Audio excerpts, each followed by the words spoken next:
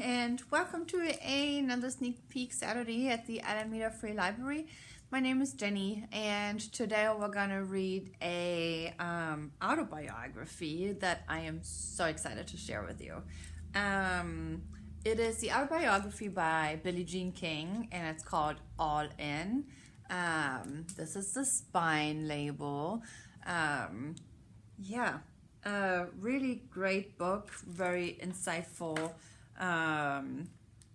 For those who don't know who Billie Jean King is, she is a tennis professional and civil rights activist. Really, full of power, and it was really fun reading this book. So I'm gonna read you the flap so you know a little bit about the book. Billie Jean King was the first of her kind, a woman athlete who became a global cultural icon because of her pioneering activism as much as her spectacular playing career. A handful of other female athletes had taken stands here or there before, but King was the first to outwardly rebel and then carry the fight for women as a group. She is an original. Her watershed Battle of the Sexes match against Bobby Riggs in 1973 was watched by an estimated 90 million people worldwide.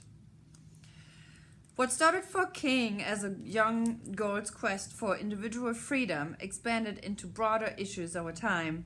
In this spirited account, King describes the rollicking early days of the pro tennis world she pushed to create and her evolution into a 39-time Grand Slam champion, an activist, a feminist, a political influencer, a public figure who was at first so fearful of admitting her sexual identity and then so closeted once she did. Her physical and emotional health suffered. King recounts in vivid detail the cultural backdrop of those years and the profound impact on her worldview, from the civil rights movement, the women's movement, the Cold War, the assassination and anti-war protests of the 1960s, and later the LGBTQ+ rights movement. She poignantly describes her oft-submerged struggle to be her authentic self, the hard-won place where her public and private lives converged, though not until the age of 51, after she narrowly avoided financial peril when she was outed and sought inpatient treatment for an eating disorder 14 years later. Okay, All In.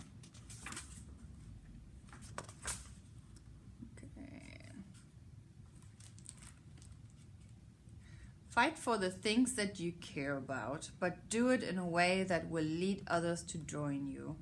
It's a quote she wrote in here by Ruth Bader Ginsburg.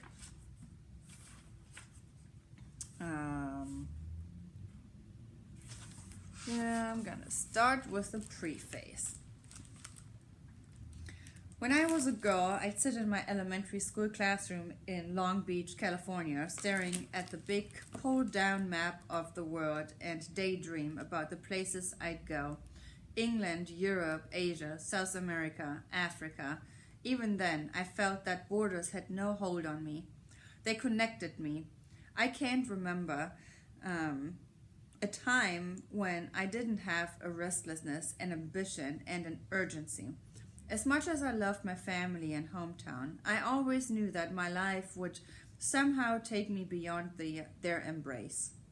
I was born in the wartime 1940s, reared in the buttoned-down 1950s, and came of age during the Cold War and rebellions of the 1960s. My father was a firefighter and my mother was a homemaker who'd sometimes sewed Tupperware and Avon products to help us get by. They were both determined to give my younger brother Randy and me a loving existence that was more stable than their broken families had been. But unrest was all around us. My early life played out against the backdrop of the civil rights movement, the women's movement, the Cold War, assassinations, and anti-war protests of the 1960s. The LGBTQ plus rights movement would come later. When I began playing youth tennis in the 1950s, college sports scholarships didn't exist for girls. The only women's pro sport was the Ladies Professional Golf Association, which was founded in 1950 by 13 players, but was still working to build purses and gain traction. The modern women's sports movement, as we know it, essentially started the day 9 of us players and a sharp businesswoman named Gladys Heldman, the publisher of World Tennis Magazine, broke away in the 1970s to create the first women's pro tennis circuit. Ignoring the sneers from a male-run tennis establishment that told us no one would pay to see us play, and then repeatedly threatened us with suspensions when it looked as if folks might. I didn't start out with grievances against the world, but the world certainly seemed to have grievances against girls and women like me. There was a principal who wouldn't sign a permission slip to excuse me for a week-long tennis tournament until my mom went to the school office and said, "My daughter is a straight A student. What could possibly be the problem?" The elementary school teacher who sent a note to my parents explaining that she was marking me down a grade because Billie Jean occasionally takes advantage of her superior ability. During recess playground games, the local tennis official had, at my first tennis tournament, Perry T. Jones, who turned heads by yanking me out of a group photograph when I was 11 years old because I was wearing white shorts, not a white skirt or white tennis dress.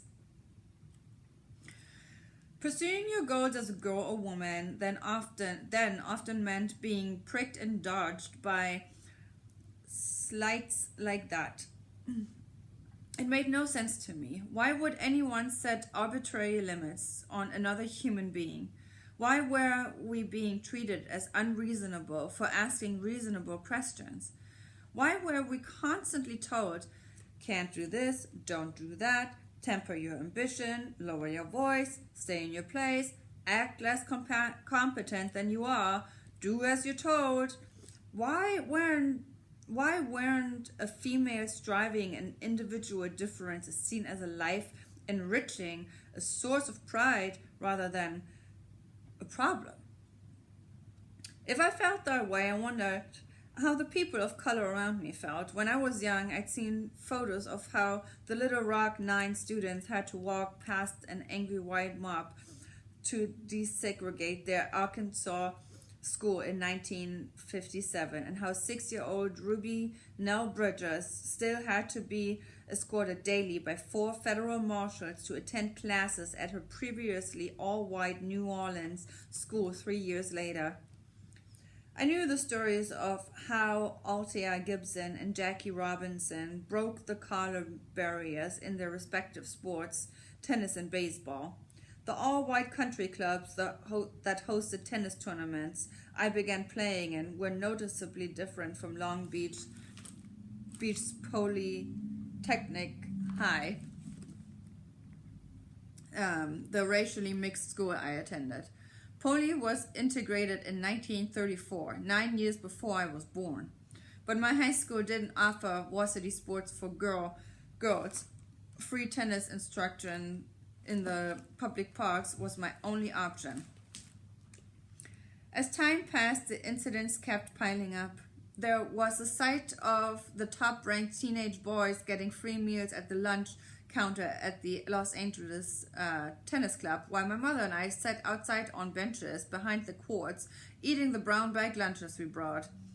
We weren't calmed, even though I was a top junior player too. There was the future advisor who introduced himself to me after I won a match at age 15 and said, "You're going to be number 1 someday, Billie Jean." A thrilling first, only to have him tell me later, as casually as if he were appraising my backhand, You'll be good because you're ugly. After I married Larry King and rose to number one in the world, I still faced constant questions about whether playing tennis was worth it. And when I was going to retire and have children, do you ask Rod Laver the same questions? I'd respond, referring to one of the great male players of my era. Even if you're not a born activist, life can damn sure make you one. The older I got, the more I aspired to. There wasn't just unrest in the world around us. There was a storm gathering inside me. To this day, my 1973 Battle of the Sexes match against Bobby Riggs remains cast in the public imagination as a defining moment for me where everything coalesced and some fuse was lit. But in truth, that drive had been smoldering in me since I was a child. What the Riggs match and its fevered build-up proved was that millions of others felt locked in the same tug-of-war over gender roles and equal opportunities. I wanted to show that women deserve equality, and we can perform under pressure and entertain just as well as men. I think the outcome of and the discussions the match provoked advanced our fight. A crowd of 30,472, then a record for tennis, came to the Houston Astrodome for the match that September night. An estimated 90 million more watched the event worldwide on TV, a record for a sporting event. Along the way, it has always amazed me when people saw me as a separatist. I am an egalitarian, and I always have been. I've always pushed for everything to be equal, everyone pulling together, though I know how hard that is to achieve. What's become clear to me is that people and leaders of every generation have to argue and re-argue the details and meanings of eras for themselves. Coretta Scott King put it perfectly when she wrote, "Struggle is a never-ending process. Freedom is never really won. You earn it and win it in every generation." Today, the work of the Southern Christian Leadership Conference and the NAACP is carried on by groups such as Black Lives Matter.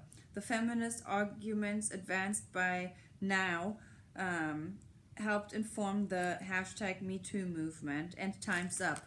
The 1969 Stonewall Uprising led to ACT UP, which eventually led to LGBTQ+ rights and then marriage equality, gains that once seemed unfathomable.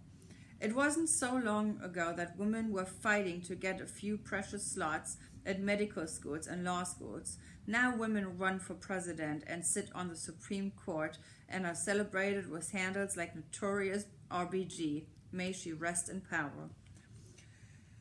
Two of the unchanging, overarching lessons of my life are that people's existence is rarely improved by sitting still in the face of injustice, and that the human spirit should never be underestimated. The human spirit can't be caged.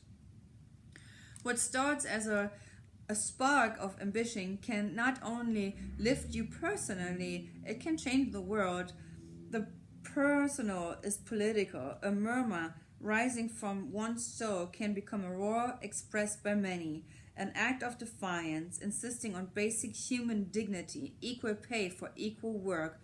A front seat on the bus can ignite a movement that alters history.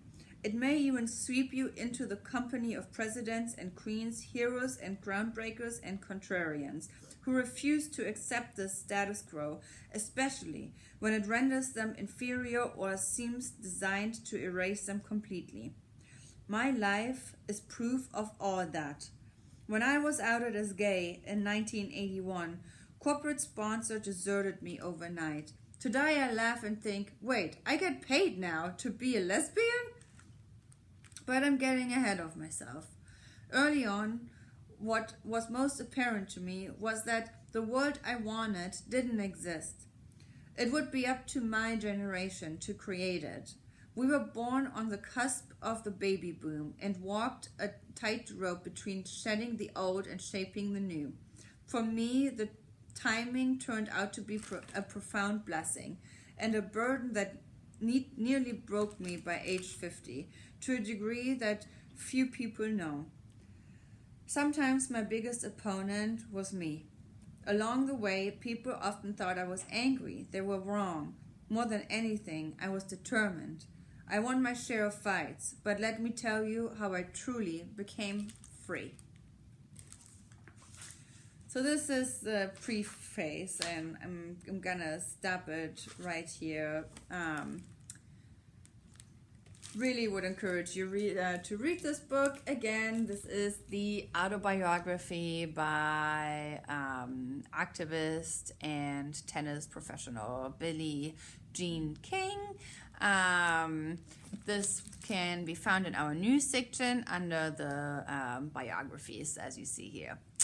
Okay, well, I hope you enjoyed this reading, and like always, I'm gonna see you in 2 weeks. Bye. Bye.